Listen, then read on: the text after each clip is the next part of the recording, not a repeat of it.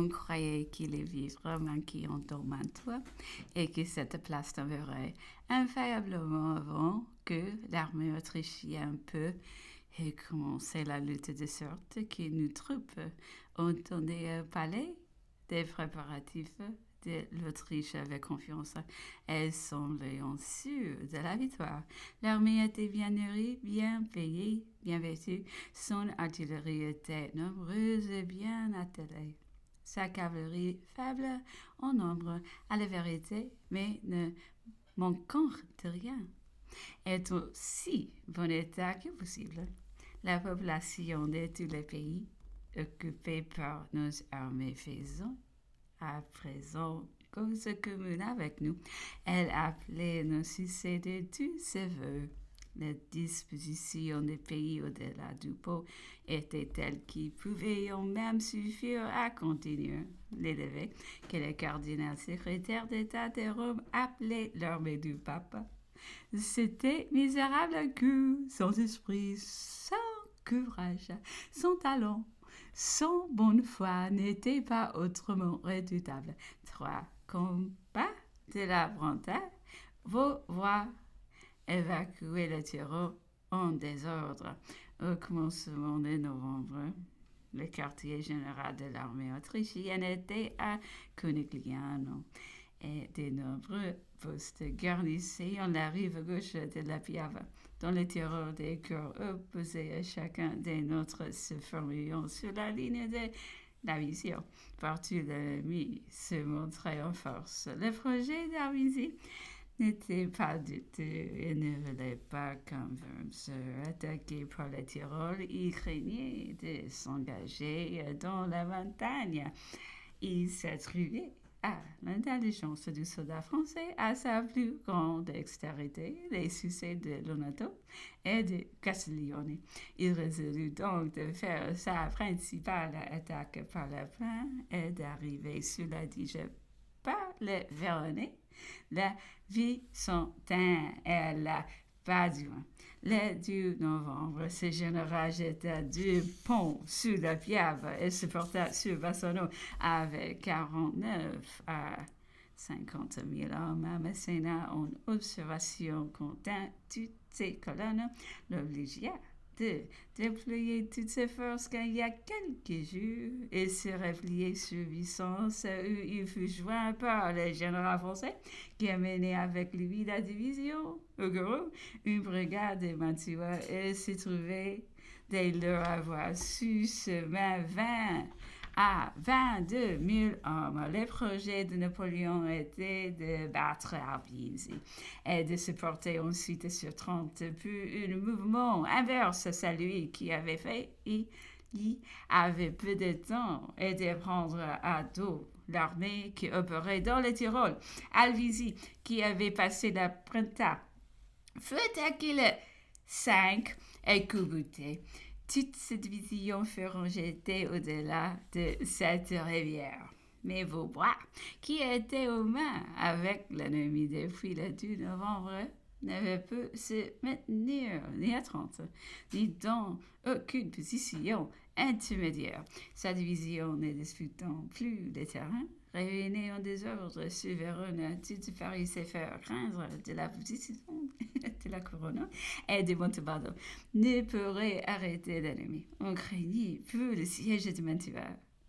Le général en chef fut donc obligé de rétrograder sur Vérone et d'y arriver assez à temps pour rallier Vaubois et assurer la position du Montebaldo et de Rivoli. Il passa la revue de la division Vaubois sur le plateau de Rivoli. Soldat, le titre d'un ton sévère, que je ne suis pas content de vous. Vous n'avez marqué de discipline et constance. Vous avez cédé au premier échec aux compositions n'a pu vous rayer. Il en était dans votre retraite qui était inexpugnable. Soldat de 85e et du 39e, vous n'êtes pas des soldats français que l'on me donne ces travaux et que l'on écrit dessus Ils ne sont plus de l'armée d'Italie. Un moment silence régnait dans tous les rangs. La consternation était peinte sur toutes les figures. Des sanglots, des fonds étendres, des grosses larmes coulant de tous les yeux. Et l'on voit ces vieux soldats, dans leur émotion, déranger leurs armes, peu essuyer le pleurs. Le général en chef fut obligé de leur adresser quelques paroles de consolation. Général, Louis, criait-il, mets-nous à l'avant-garde et tu verras si nous sommes de l'armée d'Italie. Effectivement, ces régiments qui avaient été les plus grondés feront mis à l'avant-garde et si couvreront de gloire. 4. Bataille de Caldiero, 12 novembre. Les opérations d'Arvizi se trouveront couronnées des plus heureux succès. Déjà, il était maître de tout le Tyrol et de tous les pays entre le Frontal et l'Adige. Mais le plus difficile lui restait encore à faire. C'était de passer l'Adige de vive force devant l'armée française. Les chemins de Vérone à Vicence, longue l'Adige pendant 3 lieues. Et il quitte la direction des fleuves car Villanova, où il tourne peu particulièrement à gauche pour se diriger sur Vicence à Villanova. La petite rivière d'Arpon coupe la grande route et se jette après avoir traversé à Col dans l'Adige entre Onco et Abreto. Sur la gauche de Villanova se trouvent des hauteurs offrant de très belles positions connues sous le nom de Caldiero. En occupant ces positions, on garde une partie de l'Adige. On couvre Vérone et l'on se trouve en mesure de tomber sur les derrières de l'ennemi. C'est celui-ci se dirigeant sur les bases d'Adige. Les généraux français, eux, peine assurer la défense des monts de Bordeaux et refermer les troupes de Vaubois qui voulaient occuper Caldiero. Comme donnant plus de chance à la défensive et plus d'énergie à son attitude, il toucha les 11 de Vérone. La brigade Verdier en tête découvra l'avant-garde ennemi et parvint bientôt au pied de Caldiero. Mais Arvizi lui-même avait occupé cette position qui est bonne également contre Vérone. Les 12 à la pointe du jeu ont vit toute son armée couronnée ses hauteurs qu'il avait couvertes de formidables batteries. Les terrains reconnus masculins dut attaquer la hauteur et forcer la droite de l'ennemi. Cette hauteur enlevée et l'ennemi de garder bas, la bataille se trouvait décidée. Le général Launay marcha avec sa demi-brigade et s'empara de la hauteur, mais il ne peut se maintenir et fut fait prisonnier. Cependant, la pluie tombée par torrent, les chemins devinrent bientôt impraticables pour notre artillerie pendant que nous étions écrasés par celle de l'ennemi. Nous avions trop de désavantages à gravir contre un ennemi en position d'attaque fut contremandaient et l'on se contenta de soutenir la bataille tout le reste du jour. Comme la pluie dura toute la journée et celle du lendemain, les généraux français prirent le parti de retourner au camp de Vérone. Les pertes dans cette affaire avaient été égales, cependant l'ennemi attribua avec raison la victoire à ses avant-postes s'approcheront de Saint-Michel. Et la situation des Français devint vraiment critique. 5. Murmures et sentiments divers qui, agitant l'armée française. Vaubois battu en Tyrol avait fait des pertes considérables. Il n'y avait plus que 6 000 hommes. Les 2 autres divisions, après s'être vaillamment battues sur le Pontin, s'étaient vues en retraite sur Vérone, ayant manqué leur opération sur Caldiero. Les sentiments des forces de l'ennemi étaient dans toutes les têtes. Les soldats de Vaubois purent justifier leur retraite dans le Tyrol, désirant aussi être battus contre 3. Les soldats même demeuraient sous les yeux de Napoléon. Trouvions les ennemis trop nombreux. Les 2 divisions, après leur perte, ne comptaient pas plus de 13 000 hommes sous les armes. L'ennemi avait perdu aussi sans doute, mais il avait eu l'avantage. Il avait acquis les sentiments de sa supériorité. Il avait pu compter à son aise le petit nombre des Français. Aussi ne doutait-il déjà plus de la délivrance de Mantua, ni de la conquête de l'Italie. Il avait fait ramasser une grande quantité de gens et en faisait faire beaucoup d'autres, voulant enlever Véron d'assaut. À Mantua, la garnison s'était réveillée et faisait des fréquentes sorties qui harcelant sans cesse des assiégeants. Les troupes se trouvaient trop faibles pour continuer une si forte garnison. Tous les jours, on était instruit que quelque nouveau secours arrivait à l'ennemi. Nous ne pouvions en espérer aucun.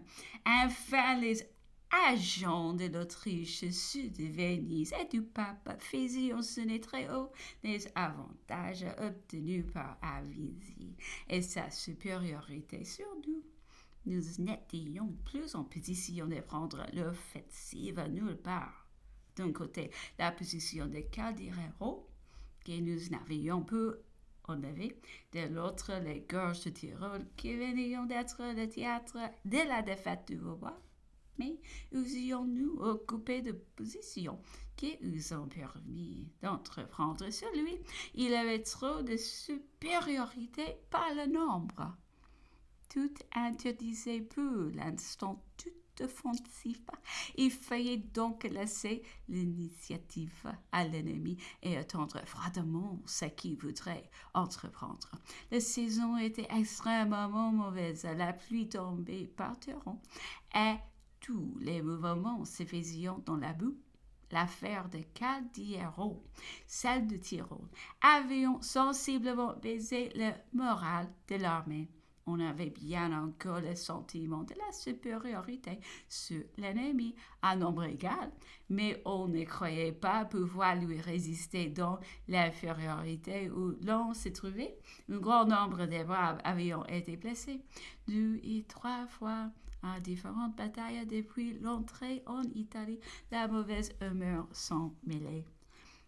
Nous ne pouvons pas seuls, disions-ils, remplir la tâche de nous. L'armée d'Arvizi qui se trouve ici est celle devant laquelle les armées du Rhin et de Sambre et Meuse se sont retirées et ils sont oisifs dans ce moment. Pourquoi est-ce à nous à remplir leur tâche? On ne nous envoie aucun secours. Si nous sommes battus, nous regagnerons les Alpes et fouilleurs et son honneur. Si au contraire nous sommes vainqueurs, à quoi aboutira cette nouvelle victoire? On nous opposera une autre armée semblable à celle d'Arvizi, comme Arvizi lui-même a succédé à Worms. Et dans cette lutte constamment inégale, il faudrait bien que nous finissions par être écrasés. Napoléon faisait répondre: nous n'avions plus qu'un effort à faire et l'Italie est à nous. Arvizi est sans doute plus nombreux que nous, mais la moitié de ses troupes sont de véritables recrues. Et lui, battu, Mantua succombe. Nous demeurons maîtres de l'Italie. Nous voyons finir nos travaux, car non seulement l'Italie, mais encore la paix générale sont dans Mantua. Vous voulez aller sur les Alpes? Vous n'en êtes plus capable de la vie dure et fatigante de ces stériles rochers. Vous avez bien pu venir conquérir les délices de la Lombardie, mais ce bivouac rien effleuré de l'Italie. Pour vous élèveriez plus en rigueur de cette près sommet. Vous ne supporteriez plus longtemps sans murmurer les neiges ni les glaces des Alpes. des secours nous sont arrivés. Nous en attendons encore beaucoup sont en route. Que ceux qui ne voulons pas plus se battre, qui sont assez riches, ne nous parlons pas de l'avenir. Partez à Rizzi et je vous réponds de tout reste. Ces paroles répétées par tous ceux qu'il y avait de cœurs généreux, élevions les âmes et faisions passer successivement à des sentiments opposés. Ainsi, tantôt l'armée, dans son découragement, eut voulu se retirer, tantôt remplie d'enthousiasme et parler de courir aux armes.